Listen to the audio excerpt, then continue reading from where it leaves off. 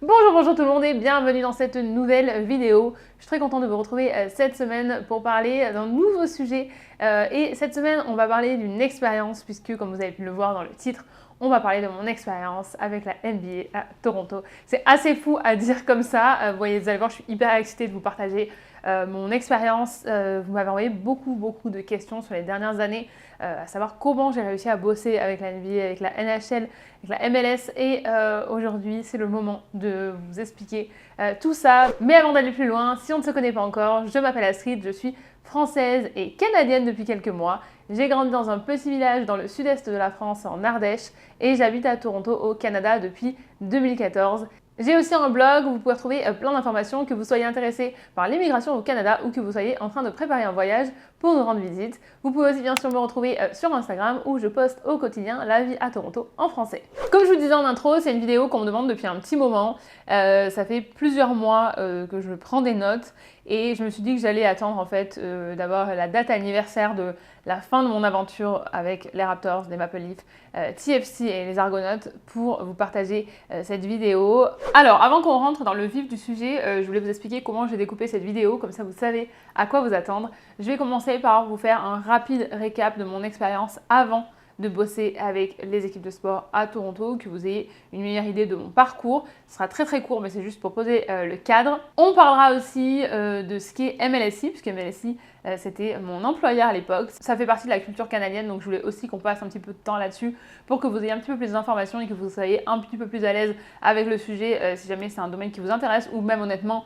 à Toronto, ils sont super connus, donc c'est toujours intéressant d'en savoir plus sur les grosses entreprises qui font partie de la ville. On va bien sûr parler de comment j'ai réussi à décrocher ce job, on va parler de mon rôle, on va aussi parler des défis, puisque c'était mon premier job qui était à 100% en anglais et dans mon domaine, donc c'est venu avec son lot de défis que je souhaite vous partager aujourd'hui. On parlera bien sûr du championnat de NBA que les Raptors ont gagné en 2019 puisque je travaillais là-bas à ce moment-là et c'est une expérience incroyable et j'ai vraiment envie de vous la partager. On parlera de ce que j'ai appris de cette expérience, on parlera de comment ça s'est terminé et bien sûr on terminera par quelques conseils si jamais vous avez envie de travailler dans cette industrie à Toronto. Alors comme je vous ai dit, on commence d'abord par mon expérience vraiment en mode express. J'ai un BTS commerce international, après ça j'ai été 4 ans commercial terrain, dont 3 ans pour Wurt. Je vous en ai déjà parlé il y a quelques vidéos, donc je ne vais pas m'étaler plus que ça là-dessus. L'expérience la plus importante, c'est la création de mon blog en 2014, puisque c'est ça qui m'a permis de me créer moi-même mon expérience sur Internet, sur les réseaux sociaux, et vous verrez par la suite que c'est vraiment ça qui m'a aidé à ouvrir pas mal de portes. J'ai créé mon blog au même moment où j'ai déménagé au Canada, donc c'est aussi à ce moment-là que j'ai été vendeuse en magasin chez Massimo Dutti. Ensuite, j'ai été gestionnaire de compte, account manager en anglais, chez CDW, donc dans l'informatique. Ensuite, j'ai travaillé pour une agence de marketing, mais je faisais du démarchage, donc ils appelaient ça marketing, mais en fait, je faisais du démarchage de téléphone. Ensuite, j'ai travaillé dans une banque. Ensuite, j'ai travaillé chez les Pajon sur la partie digitale. Pareil, là, j'étais en lien avec les clients pour leur site internet et pour leur présence sur nos plateformes. Et c'est à ce moment-là que j'ai eu l'offre pour aller travailler chez MLSI. Je vous avais dit que cette partie-là serait très rapide parce qu'on a vraiment plein de choses à se dire aujourd'hui, donc je vais être sûre qu'on prend assez de temps pour le reste. Mais voilà, ça c'est pour mon expérience avant de décrocher le job avec MLSI. Alors, MLSI, c'est quoi? C'est Maple Leaf Sports and Entertainment. C'est l'entreprise qui est propriétaire de la majorité des grosses équipes de sport à Toronto. Alors MLSI, ils sont propriétaires des Raptors, ils sont propriétaires des Maple Leafs, de TFC, des Argonautes, ils sont aussi propriétaires des Marlies, ils sont propriétaires de Raptors 905, ils sont propriétaires aussi des équipes donc Raptor Uprising. On a fait une visite il n'y a pas longtemps dans les vlogs, et si vous voulez, je vous remettrai la vidéo en barre de description. Et ils sont propriétaires de l'équipe de e-sport en MLS. La seule équipe en fait vraiment dont ils ne sont pas propriétaires à Toronto, c'est les Blue Jays, parce que les Blue Jays ça appartient à Rogers. Oui, Rogers, les mêmes que le téléphone. Et oui, le même Roger que dans Rogers Center, là où les Blue Jays jouent. Donc MLSI est propriétaire de toutes ces équipes. C'est un peu un format unique en Amérique du Nord. C'est la seule entreprise qui a autant d'équipes sous le même toit.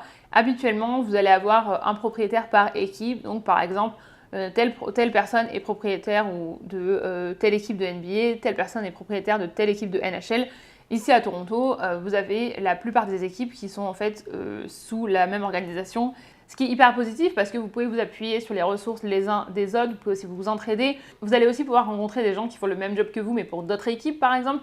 Donc ça c'est hyper intéressant et c'est pas dans toutes les entreprises que vous avez cette option-là. Donc voilà, c'est intéressant de connaître un petit peu comment ça fonctionne. Et en plus de toutes ces équipes, MLSE est propriétaire du stade par exemple Scotiabank Arena qui est en plein centre-ville de Toronto à côté d'Union Station. Et d'ailleurs, Scotiabank Arena, moi quand j'ai commencé, ça s'appelait encore Air Canada Centre. Donc si jamais vous avez des Canadiens qui vous parlent du ACC, c'est le Air Canada Centre. C'est qu'il y a beaucoup de Canadiens qui n'ont pas fait le changement dans leur langage courant. Nous, en tant qu'employés, on nous avait demandé vraiment d'être les ambassadeurs du changement de nom et d'encourager, de vraiment faire attention à l'appeler Scotiabank Arena. Et ici, c'est vraiment resté dans le langage pour beaucoup de gens, mais de la même manière que le Rogers Center, il y a encore beaucoup de gens qui l'appellent le Skydome parce que c'était le nom qu'il avait avant. Donc, c'est juste qu'il y a des gens qui sont attachés émotionnellement à un nom. Pour ceux qui ne savent pas comment ça se passe, déjà moi j'ai vu ça de l'intérieur et de voir le changement de nom d'un stade, c'est impressionnant. C'est pas seulement le nom qu'il faut changer sur le bâtiment, c'est que toutes les chaises dans le stade, elles avaient des logos Air Canada, donc ça aussi, il faut tout changer. Il faut changer tous les panneaux. Je me rappelle, on faisait des tours du stade pour trouver s'il n'y avait pas des panneaux qui n'étaient pas changés. Il y en a encore un dans Toronto que j'ai vu il n'y a pas longtemps, qui n'a pas été changé parce que c'est pas seulement dans le stade, c'est tous les panneaux qu'il y a dans la ville aussi, les panneaux directionnels. Donc c'était un petit peu une chasse au trésor de trouver ceux qui restaient. Et je sais que j'en ai vu un encore que j'ai signalé plusieurs fois à l'époque, qui n'a toujours pas été changé, parce que ça faisait aussi partie de... J'avais aussi bossé sur ce projet-là, sur une partie. Mais franchement, c'est assez impressionnant de voir le changement de nom. On avait vu quand ils changeaient aussi ils avaient enlevé le panneau et qu'ils avaient mis le nouveau. C'est aussi impressionnant parce que ça demande un travail monstre. Bref, tout ça pour dire que si jamais quelqu'un vous parle du ACC, en fait, ils veulent parler de Scotiabank Arena. En plus de Scotiabank Arena, qui est le plus connu, on va dire, parce que c'est celui qui est en centre-ville, vous avez aussi BMO Field, par exemple, qui est à côté d'Exhibition Place. Je vous y ai emmené il y a quelques vlogs, si jamais vous ne les avez pas vus. Je suis allée voir un match. Donc là-bas, vous avez TFC qui joue, mais aussi les Argonautes, donc l'équipe de football américain, mais en fait c'est du football canadien, mais je vous dis football américain pour que vous ayez une meilleure idée, parce que je pense que si je vous dis football canadien, je suis pas sûre que tout le monde comprenne, c'est juste que c'est la Ligue canadienne, CFL.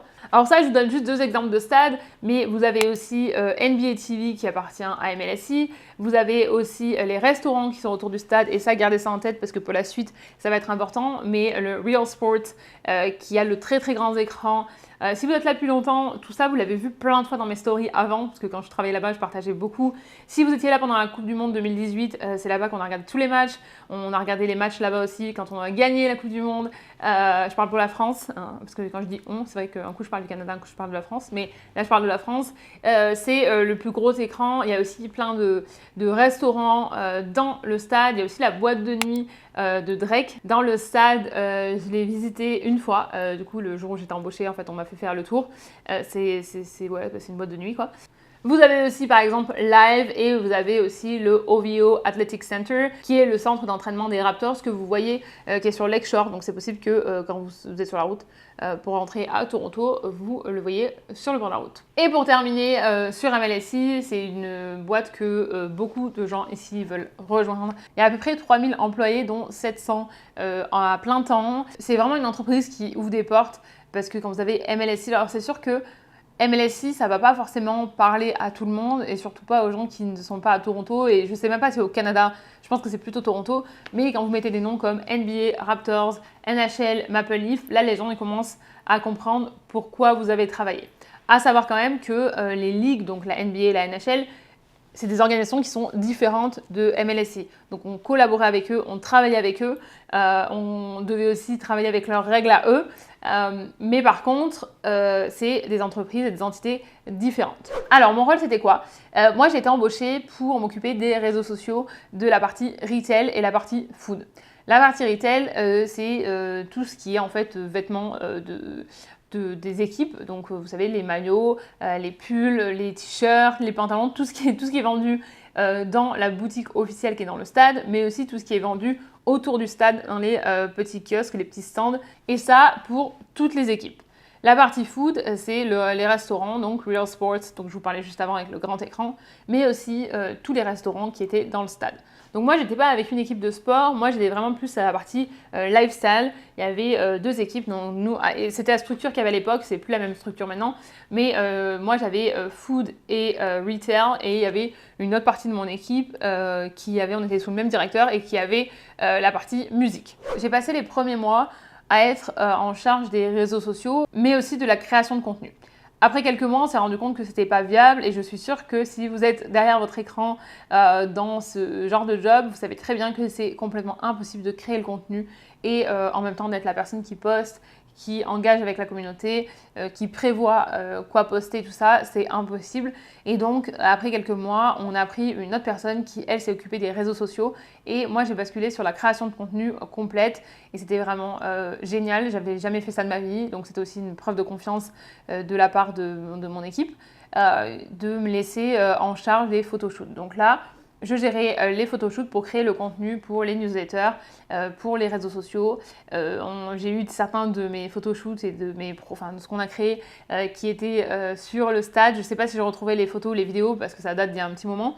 Normalement, j'ai un dossier dans mon discuteur externe où j'ai mis toute mon aventure avec MLSI, mais voilà, j'essaierai de vous mettre. Je vais essayer de toute façon de vous mettre au maximum de contenu en plus ici pour que vous ayez un sens de l'aventure incroyable que j'ai vécue.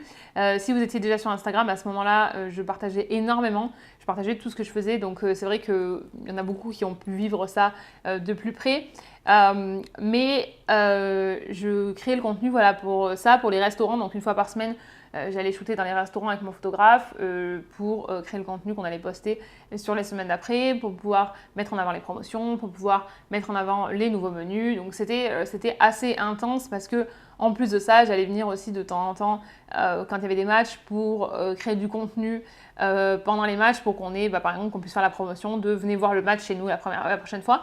Donc c'était vraiment, je faisais des photoshoots dans la rue. D'ailleurs, vous l'avez vu parce que j'ai des abonnés qui sont venus pour aussi faire des photoshoots parce qu'on cherchait tout le temps des modèles. Donc j'ai eu d'ailleurs, pour la petite anecdote, la première année où j'ai eu des étudiants à Toronto, il y en a qui ont été modèles pour moi et qui ont du coup fini sur les vitrines du magasin pendant plusieurs mois. Donc ça, c'était vraiment une expérience trop cool de voir. Deuxième, ils sont venus 2 mois et ils ont fini sur le magasin officiel des équipes de sport Toronto. C'est quand même une anecdote assez cool. Et donc voilà, donc ça a été une très grosse partie de ce que je faisais. À côté de ça, évidemment, il y a plein de tâches annexes, mais ça, c'était vraiment mon cœur de métier. Mon cœur de ce que je faisais toute la journée, donc créer du contenu et travailler avec des créatifs parce que je travaillais avec des freelances en photographe, des graphistes, des fois suivant les photoshoots et suivant les lancements, avec des coiffeurs, des maquilleurs, des stylistes. Donc c'était vraiment, vraiment, vraiment une super expérience. Et le fait de travailler pour différentes marques, puisque d'un côté j'avais plusieurs restaurants, mais j'avais aussi plusieurs marques parce que j'avais les Raptors, j'avais Maple Leaf, j'avais TFC, j'avais les Argos. Les Argos, quand on a racheté l'équipe, je travaillais là-bas, c'est moi qui leur ai fait le premier photoshoot. C'était la première fois qu'ils avaient un photoshoot professionnel. C'était génial de les voir aussi contents et aussi accessibles, aussi gentils. J'ai plein d'anecdotes en fait à raconter. J'ai rencontré certains des joueurs des Raptors. Donc voilà, pour vous expliquer ce que je faisais là-bas. Maintenant, vous vous demandez, mais comment la petite Astrid d'Ardèche, elle est arrivée à Toronto avec un anglais qui était ok, pas très très bon. On l'a répété plusieurs fois, on le sait. Et comment elle a terminé à bosser avec les équipes de sport de Toronto? Je vais vous expliquer ça. La réponse courte et simple, c'est grâce à mon réseau. La réponse courte et simple, un peu plus élaborée, c'est grâce à mon réseau et sûrement pas grâce à mes connaissances en sport. Je n'y connaissais absolument rien. Quand j'ai annoncé à mon frère que j'avais décroché un job là-bas, il a vraiment rigolé. Il m'a dit mais c'est pas possible, tu comprends rien en fait en sport. Je m'intéressais pas du tout au sport comme je peux m'y intéresser maintenant. Et on en parlera plus à la fin quand je vous dirai ce que j'ai appris de cette expérience-là. Mais c'est grâce à mon réseau en fait. C'est grâce à l'expérience que je me suis créée moi-même avec mon blog et avec mes réseaux sociaux puisque c'était une vitrine pour les gens pour voir en fait ce que j'étais capable de faire. Et grâce à ça, on m'a contactée en me disant on aimerait bien discuter d'un peu du milieu des réseaux sociaux, des influenceurs, tout ça à Toronto. Est-ce que je serais dispo pour un café ou pour un dîner? Je suis allée dîner, on a parlé de l'entreprise, on a parlé de l'équipe, on a parlé des objectifs, on a parlé de ce qu'ils cherchaient à faire aussi et on a parlé de l'industrie du digital ici, qui étaient les personnes par exemple à inviter sur des événements. Donc voilà, on a vraiment parlé sans que j'ai aucune idée qu'à la fin du dîner, on allait me proposer un boulot. La personne avec qui j'ai dîné m'a dit voilà, il va y avoir une place dans mon équipe, est-ce que ça t'intéresse de rejoindre et là, je suis vraiment tombée des nues parce que même si je pense que j'avais conscience que c'était possible d'avoir des rendez-vous, enfin des entretiens déguisés, c'est différent en fait d'avoir l'idée que ça peut arriver et que ça nous arrive directement pour un job qui est vraiment hyper intéressant. Et surtout que c'était mon premier job vraiment dans le domaine où je voulais être parce que j'étais commerciale avant d'arriver. Je voulais vraiment me dévier sur quelque chose de plus marketing, sauf que je n'avais pas l'expérience, que j'ai créé mon blog et que j'ai créé mes réseaux sociaux. À l'époque, il faut aussi se dire que c'était fin 2017. Il y avait beaucoup moins de gens sur les réseaux sociaux, il y avait beaucoup moins de gens qui avaient des connaissances. Disons qu'à ce moment-là, il y avait peu de gens qui étaient formés sur les réseaux et la plupart des gens qui étaient formés sur les réseaux, c'était des gens qui, comme moi, avaient leur propre plateforme. Et d'ailleurs, la personne qu'on avait aussi pour les photos pour un des restaurants, et c'est toujours d'ailleurs, une créatrice de contenu à Toronto. En fait, c'était beaucoup de créateurs de contenu à ce moment-là avaient des jobs comme ça à côté, bossaient avec des restaurants ou trouvaient des jobs dans des agences ou des boulots comme moi parce que on était j'ai pas envie de dire qu'on était les seuls, mais en tout cas, on était les seuls peut-être à avoir de la pratique et de l'expérience sur les réseaux depuis plusieurs années, parce que ça a été un peu un moment charnière quand même, où les gens ont commencé à se dire il faut qu'on se forme là-dessus et tout ça. Donc voilà, pour vous expliquer comment j'ai eu ce job-là, c'est vraiment le réseau et c'est pour ça que je vous encourage à 8000% de développer votre réseau, de rencontrer des gens, d'ajouter des gens sur LinkedIn, parce que cette personne-là, je la connaissais un petit peu, mais en fait, le vrai lien, c'est que on avait une personne en commun et donc elle avait vu ce que je faisais. Donc c'est pas moi qui suis allée démarcher parce que jamais de ma vie j'aurais pensé que je pouvais décrocher un job comme ça. Ça va un peu mieux maintenant, mais je vous en ai parlé il y a quelques temps. Le syndrome de l'imposteur ici, il est partout. Hein, et donc j'en ai parlé dans la vidéo où je parlais des plus grosses difficultés que j'ai eues et le plus gros challenge que j'ai eu à Toronto. En fait, c'est vrai que j'aurais jamais postulé sur un poste comme ça. J'avais pas toutes les compétences, c'est sûr, parce que j'avais pas l'expérience de travailler dans une très très grosse boîte comme ça. J'avais travaillé chez Vurt, c'est une très très grosse boîte aussi, parce qu'il y a 3000 commerciaux, mais j'étais très indépendante parce que j'étais dans ma voiture tout le temps. Donc c'est pas la même chose de travailler de sa voiture, de gérer ses propres horaires, que d'être dans un bureau et de devoir être là à telle heure le matin. Voilà, c'est complètement différent.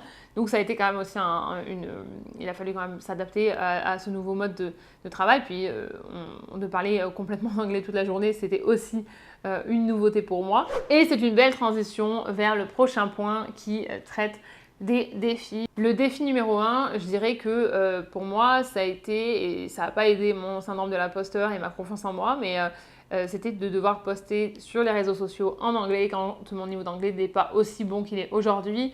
Donc ça veut dire que vous avez quelqu'un, enfin moi c'était le deal, c'est qu'il y avait quelqu'un dans mon équipe qui devait relire mes calendriers de publication pour être sûr qu'il n'y avait pas de faute.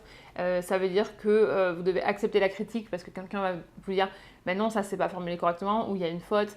Et même si c'est pas votre langue, ça fait jamais plaisir d'être corrigé. Donc pour votre confiance en vous, c'est très difficile. Sur le long terme, je pense que d'apprendre justement à prendre un peu de recul et à accepter la critique, ça aide. Sur le coup, je vous avoue que c'était pas forcément simple. Surtout qu'il y a des choses, mais même toutes simples, je sais pas si vous avez remarqué, mais par exemple, quand vous faites une phrase, vous mettez un point d'exclamation ou un point à la fin de la phrase, nous, en français, on met un accent entre la dernière lettre et la ponctuation. Eux n'en mettent pas. Et vous verrez, dans mes stories, quand j'écris en anglais, je le mets pas. Quand j'écris en français, je le mets. Et en fait, ça, c'est des choses toutes bêtes. Et d'être repris sur des trucs comme ça qui paraissent vraiment simples, bah voilà, c'est qu'en fait, chaque chose que vous faites, vous avez l'impression que ça va pas assez bien, qu'il y a toujours quelqu'un qui va vous reprendre. Et donc, ça aide pas forcément avec la confiance en soi. Mais ça aide aussi à progresser, évidemment, d'avoir quelqu'un qui nous relie. Donc voilà, ça c'était quelque chose qui était assez difficile. Ensuite, l'autre difficulté, c'était de gérer des freelances parce que quand vous travaillez avec des gens qui n'ont pas forcément les mêmes horaires, qui ont décidé d'être freelance parce qu'ils veulent justement avoir plus de flexibilité, mais que vous, de votre côté, vous êtes dans un environnement qui est très corporate. C'est parfois difficile de faire la balance entre l'exigence d'un environnement corporate et la flexibilité d'un monde freelance. Ensuite, pour terminer, je dirais qu'un des défis aussi, c'était la charge de travail, le besoin de réactivité et de flexibilité et l'urgence, parce que quand on travaille avec des équipes de sport, évidemment, il y a beaucoup de choses qui changent de dernière minute. Il y a des joueurs qui arrivent, il y a des joueurs qui partent, il y a des joueurs qui se blessent, vous pouvez prévoir des visuels et finalement on ne peut plus s'en servir parce que ce joueur ne peut plus jouer. Donc il y a beaucoup de choses qui changent et ça, c'est vrai que ça demande énormément de flexibilité, d'être capable de s'adapter aux changements. C'est quelque chose que moi je gère plutôt bien de manière générale, mais c'est vrai que quand on travaille avec une équipe, c'est pas forcément la meilleure compétence de tout le monde, donc il faut aussi pouvoir gérer cette partie-là. Et puis voilà, les horaires, parce que ça peut être des très très longues journées quand vous êtes sur des shoots, ça peut être des soirées le samedi soir parce que c'est là que vous avez les gens qui sont dans le bar pour faire du contenu. Donc c'est vrai que c'est pas toujours évident d'allier la vie professionnelle du coup avec une vie personnelle ou une vie de famille par exemple. Ensuite, on va bien sûr parler de l'expérience que j'ai vécue avec la victoire du championnat de NBA en 2019. C'est vraiment la meilleure expérience professionnelle de ma vie, que ce soit en France ou au Canada. C'était incroyable d'être à l'intérieur, de voir vraiment ce qui se passait, de voir l'anticipation, de devoir préparer les étapes suivantes. Parce qu'à chaque fois qu'on gagnait, qu'on avançait dans les playoffs, il fallait préparer et anticiper ce qui allait se passer après pour nous au niveau marketing, au niveau de l'expérience qu'on allait offrir aux fans. Et ça, c'était vraiment incroyable d'être dans le secret et d'être dans la confidence, de savoir en avance ce qui se préparait. Mais aussi de voir l'excitation des gens autour de moi parce que l'équipe des Raptors, elle a été créée en 95. Donc ça veut dire que les gens de ma génération, depuis qu'ils sont tout petits, ils attendent une victoire de leur équipe préférée. Et là, c'était vraiment, on était de plus en plus près. Donc c'était assez incroyable de voir ça. Monsieur Chaton en faisait partie. À l'époque, on n'était pas ensemble, mais il était autour de moi. Donc je voyais bien l'excitation qu'il avait entre lui, ses copains. Et c'était vraiment la folie. Donc ça, c'était incroyable. D'ailleurs, on était avec Alix, j'avais eu des places, parce que je ne vous ai pas dit, mais on avait des places aussi plusieurs fois par an pour aller voir les matchs. Alors non, c'est pas illimité, on ne peut pas y aller quand on veut, mais on avait quand même quelques places. Et on était à l'avant-dernier match du coup. Ce qu'on pensait être le dernier match, c'était à Toronto. On pensait vraiment qu'ils allaient gagner. Tout le monde était prêt, tout le monde était dans les starting blocks pour dire allez, c'est bon, dès qu'on a gagné, on enchaîne en fait. Parce que une fois que vous avez gagné, si vous avez déjà vu la finale, c'est que vous allez avoir la coupe qui arrive, vous avez tous les ballons qui tombent, les machins, les casquettes qu'ils doivent porter, les t-shirts, tout ça. Ça, c'était tout prêt en fait. Et là, on dit ah non, en fait, on a perdu. Donc, tout le monde recule.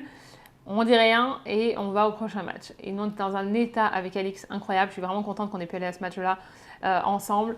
Et ensuite, ils sont allés du coup gagner à l'extérieur le match suivant. Donc là, ils ont gagné le championnat. C'était incroyable de voir tous les gens qui avaient dans la rue. Je vous mettrai des vidéos. Mais c'était incroyable le nombre de personnes qui avaient dans la rue. Ça, c'était le soir même de la victoire. Mais ensuite, quelques jours après, on a eu la parade. La parade, c'était incroyable aussi de voir autant de gens. Je ne sais plus, c'était 2 ou 3 millions de personnes dans les rues.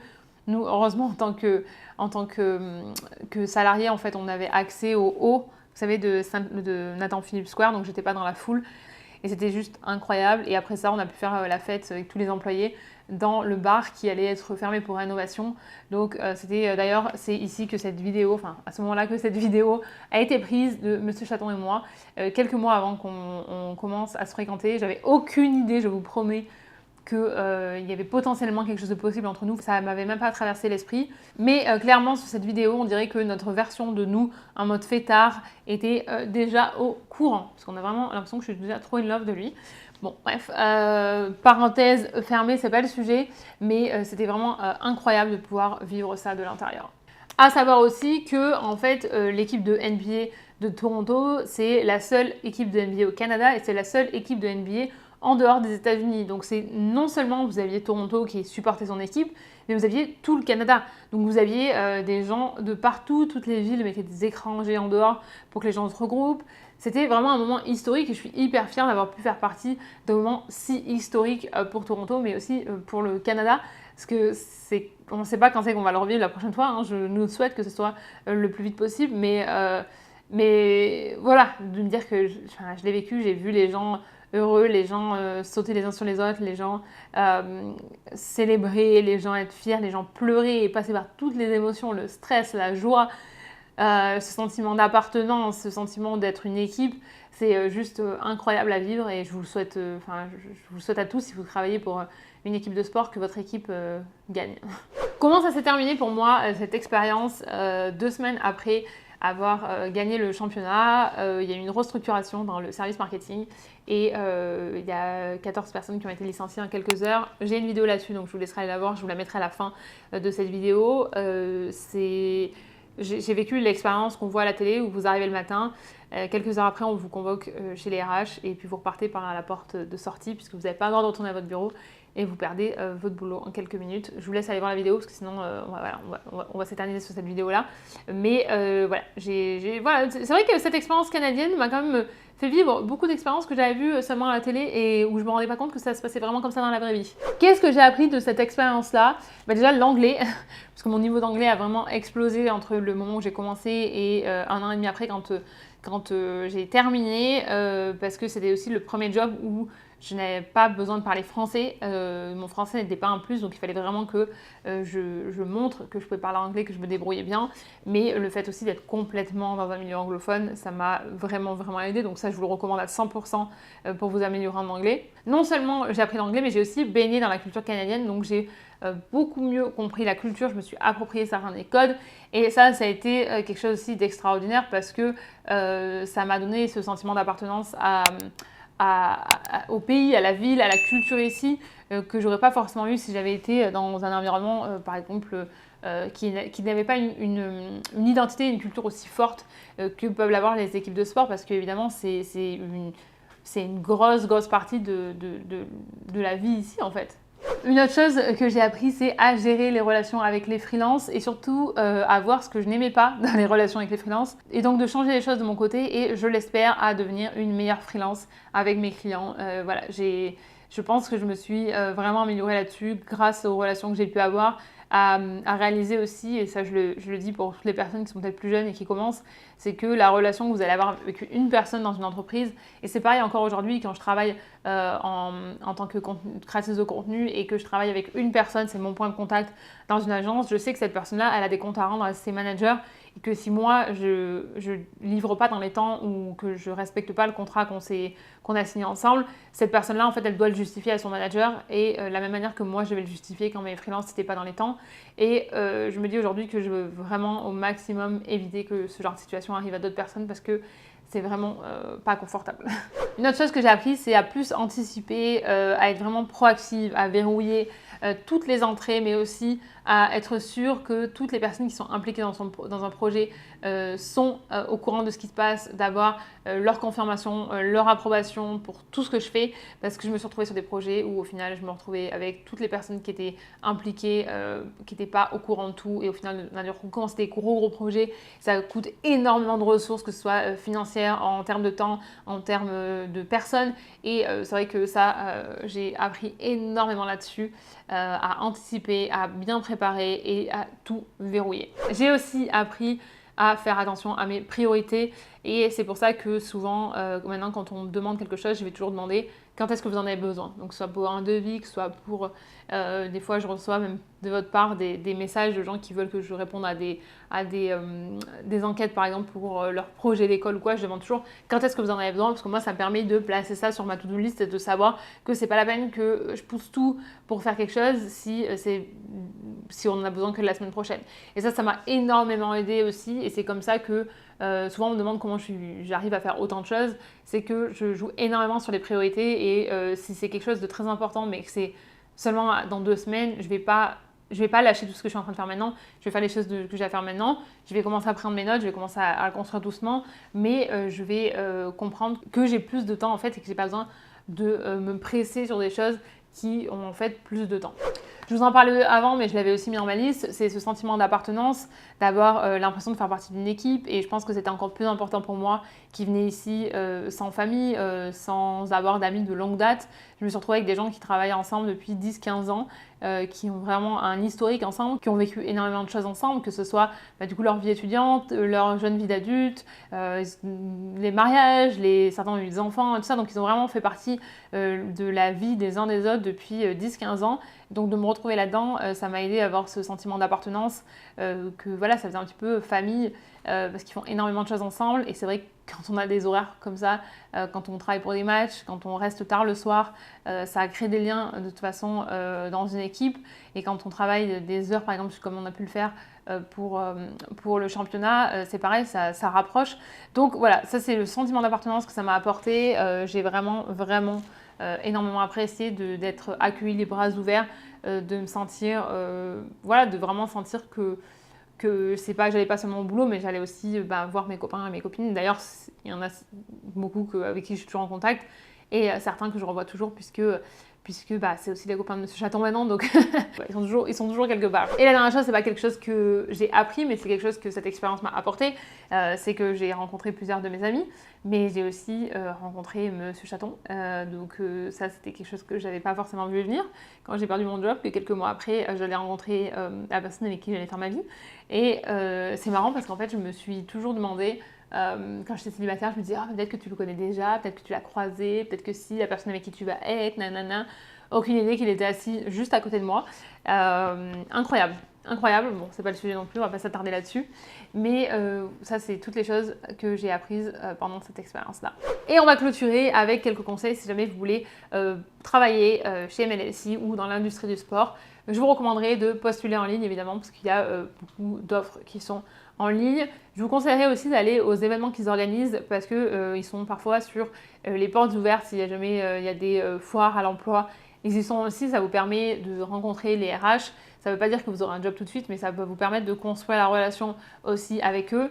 Vous pouvez aussi postuler sur des jobs en part-time, donc par exemple pour être usher, donc c'est la personne qui vous laisse rentrer, vous savez, qui vous dit où vous asseoir pendant le match. Vous avez aussi autour du stade tous les petits kiosques où il y a des vendeurs, vous avez les vendeurs en magasin, vous avez les personnes qui travaillent dans les restaurants.